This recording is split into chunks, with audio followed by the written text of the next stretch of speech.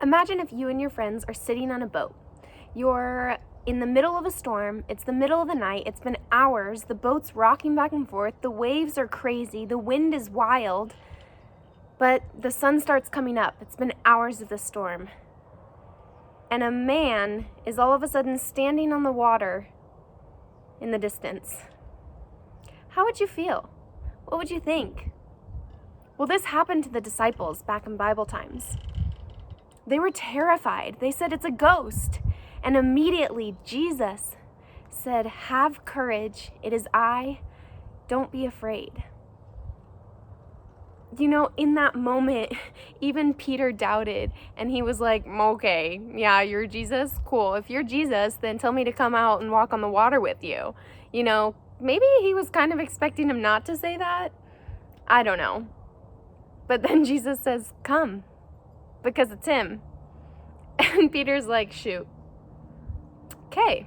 So Peter comes to this cross point, and he comes to this choice to either stay in the little security that he had in that boat and hold on, or step out of the boat into the wild waves.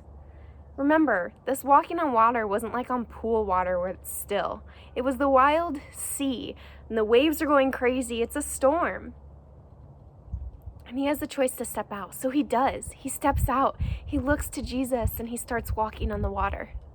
But the wind comes and he takes his focus off of Jesus and onto the wind, which he couldn't even see. And he began to drown. Immediately, Jesus reached out because he cried out, Lord, save me. He picked him up. They got in the boat and the wind ceased. And everyone in the boat worshiped Jesus, because they saw, wow, you really are him. You know, that has me thinking, why do we wait to worship until the good things happen to us? Why don't we worship through the storm?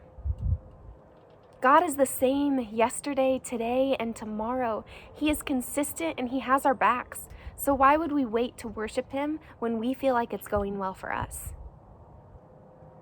You know, from this story, I've learned a few different things. That one, we need to worship through the storm. Two, we need to keep our focus on Jesus amidst our storm.